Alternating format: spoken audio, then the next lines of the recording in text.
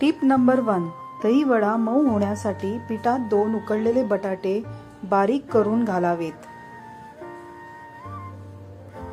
Tip number 2, भात करण्यापूर्वी तांदूळ मिठाच्या पाण्यात ठेवल्याने भात शुभ्र होतो।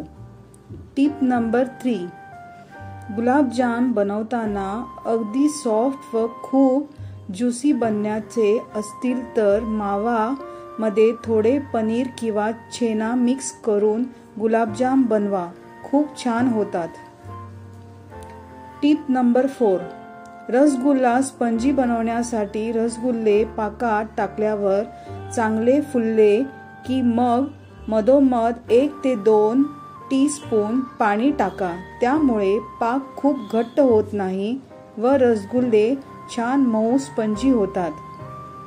टिप नंबर 5, जर दही चांगले बनले नाही तर एक थाली ठेवून त्यामध्ये पाणी घ्या व त्यामध्ये दह्याचे भांडे ठेवा, मग 1 तासांनी पहा दही चांगले जमलेले असेल, पण भांडे हलवता कामा नाही, ते एकदम स्थिर राहिले पाहिजे।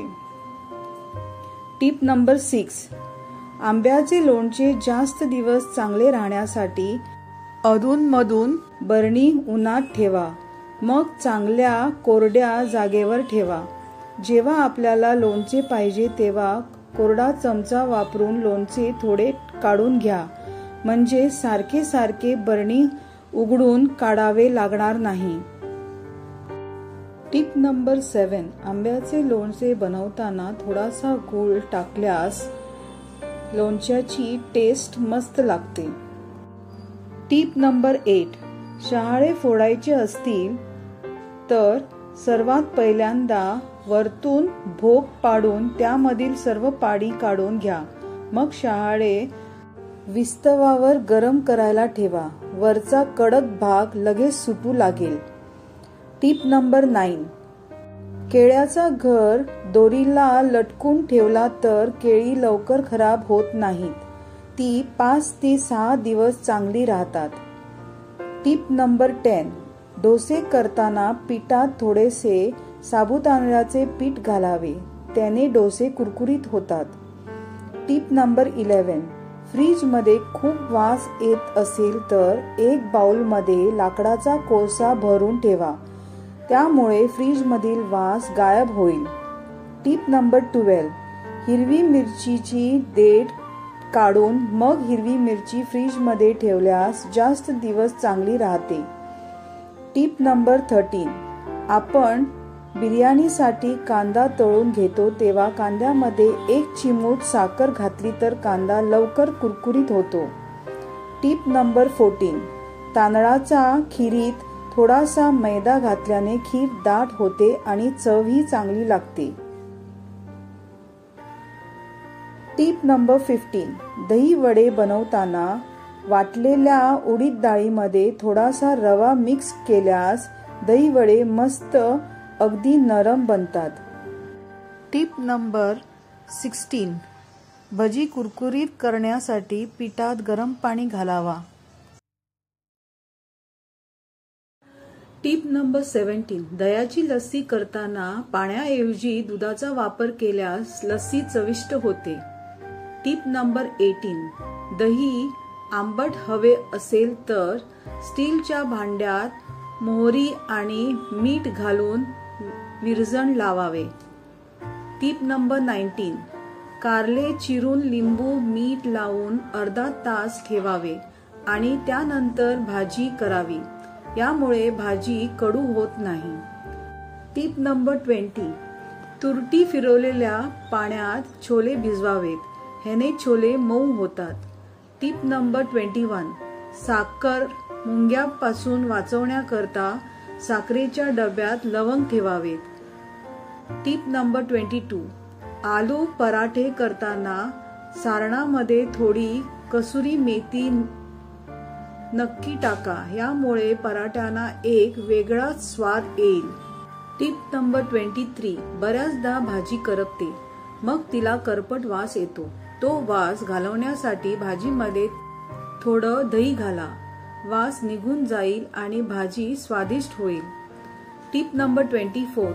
पनीर खूपच कडक वातट झालं असेल तर गरम पाण्यात थोडं मीठ घाला आणि त्यात 10 मिनिटांसाठी पनीर ठेवून द्या.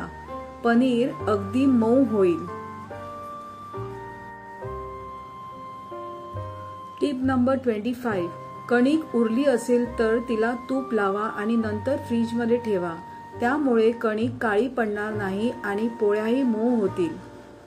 Tip number 26. पुऱ्या खूप तेल पितात अशी तुमची तक्रार असेल तर हा उपाय करून पहा.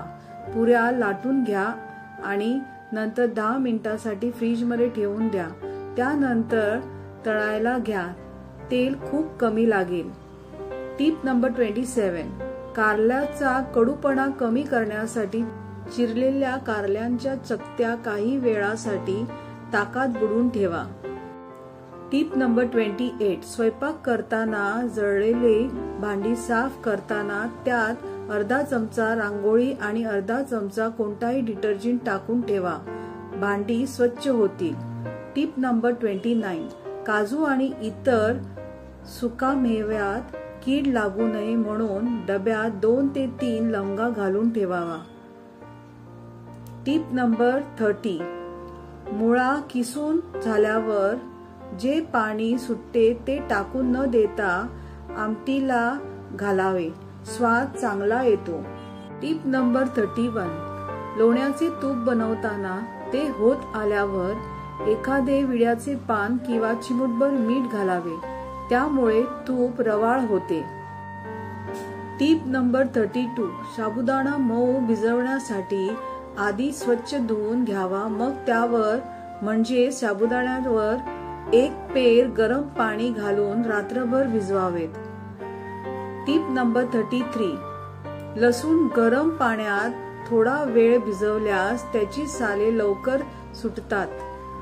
Tip number 34. चहा उकळताना दूध घातल्यानंतर उतू जाऊ नये म्हणून त्यात गाळणी घालून ठेवावी. चहा कितीही उकळला तरी भांड्याबाहेर जात नाही. Tip number 35.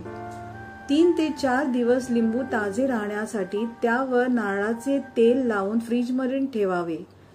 वापरते वेळी फ्रीजमधून काढून अर्धा तास कोमट पाण्यात घालून मग वापरावा. Tip number 36. वरण शिजवताना तुरीच्या डाळीत चिमूटभर हिंग, हळद व चमचाभर साजूक तूप घालावा. यामुळे डाळ नरम शिजते व स्वादही चांगला होतो. Tip number 37. किंवा इडलीचे पीठ उरले की आपण ते तसेच फ्रीजमध्ये ठेवून देतो. मात्र हे पीठ एकत्र कोरडे पडते किंवा ते जास्त आंबते. असे पीठ एकत्र जास्त आंबट लागते आणि त्यामुळे ऍसिडिटी ही होण्याची शक्यता असते. मात्र असे होऊ नये म्हणून त्यामध्ये 2 ते 3 मिरच्या टाकून ठेवल्यास पीठ आहे तसे राहण्यास चांगली मदत होते. Tip number 38. बरेचदा आपण फ्रीज उघडला की त्यामधून एक प्रकारचा विचित्र वास येतो. आपण दिवसभर विविध कारणासाठी वापरात असलेले फ्रीज कितीही स्वच्छ ठेवला तरी त्यातून असा वास का येतो हे मात्र आपल्याला काही केल्यास कळत नाही. अशा वेळी एका कापसाच्या बोळ्यावर व्हॅनिला इसेन्स घालून तो बोळा फ्रीजमध्ये ठेवल्यास हा वास कमी होण्यास मदत होते. Tip number 39. घाईच्या वेळी एखादा भाजीला किंवा आणखी कोणत्याही पदार्थासाठी आलं लसूण पेस्ट लागते म्हणून आपण काही वेळा ती थोडी जास्तीची करून ठेवतो. काही वेळा आपण ही पेस्ट एकत्र करतो तर काही वेळा वेगवेगळी करून ठेवतो. ही पेस्ट बंद डब्यात ठेवली तरी ती थोडीशी काळवळल्यासारखी होते आणि त्याचा रंगही बदलतो. मात्र असे होऊ नये म्हणून ही पेस्ट डब्यात ठेवताना त्यामध्ये चमचाभर तेल घालून ठेवल्यास ती अगदी आहे तशी राहते. Tip number 40. पुरी बनवताना बऱ्याच जणींचा तक्रार असते की ती पुरी फुगत नाही. आपली पुरी छान टम्म फुगून खुसखुशीत व्हायची असतील तर पुरीचे पीठ भिजवताना त्यामध्ये 2 टीस्पून मैदा व 2 टीस्पून रवा व 1 टीस्पून तेल घालून मिक्स करून अगदी घट्ट पीठ मळावे. म्हणजे पुरी लाटताना त्याचा शेप बिघडणार नाही व छान फुगते.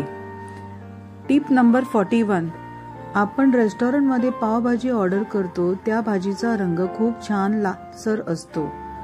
आपण घरी तशीच भाजी बनवू शकतो व तसंच सेम रंग येण्यासाठी भाजी बनवताना त्यामध्ये थोडे बीटरूट उकडून त्याचा लगदा करून घालू शकतो.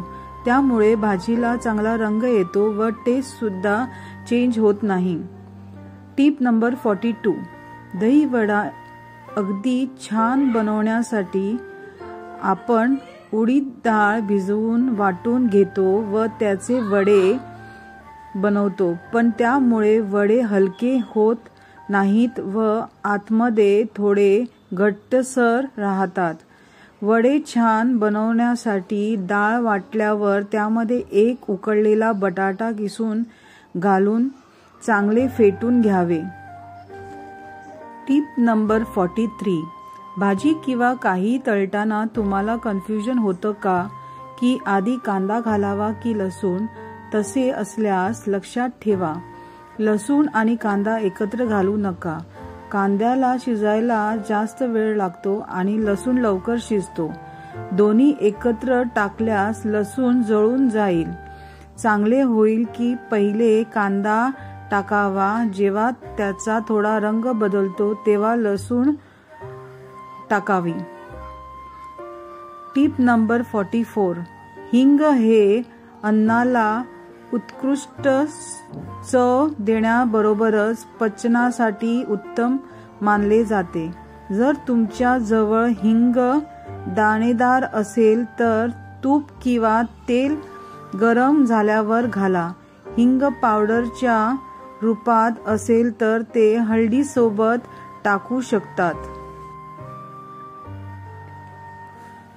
Tip number 45. डाळ म्हणजे वरणाला ढाब्यासारखी चव आणायची असेल तर त्यात हिंग तडका द्या आणि सोबतच कसुरी मेथी टाका. यामुळे तुमच्या वरणाला एक प्रकारचा तिखटपणा येईल. Tip number 46. जर तुम्हाला पोळ्या मऊ करायच्या असतील तर पीठ मळताना त्यात थोडे दूध घाला. Tip number 47. जर तुम्हाला पटकन काहीतरी बनवायचं असेल आणि कांदा शिजायला वेळ लागेल असं वाटत असेल तर पॅनमध्ये थोडे मीठ टाका. Tip number 48. जर तुम्हाला आले सोलताना त्रास होत असेल तर सुरीऐवजी चमच्याने सोलून घ्या. तुमचे काम सोपे होईल. Tip number 49. जर दुधाच्या मलईमध्ये 1 चमचा साखर घालून मग त्याचे लोणी काढले तर लोणी जास्त निघते. फ्रेंड्स, या टिप्स तुमच्या दैनिक जीवनामध्ये नक्की कामी येतील अशी मी आशा करते. चला तर भेटूया नेक्स्ट व्हिडिओमध्ये. तिथपर्यंत स्वस्त राहा आणि मस्त राहा. Thanks for watching.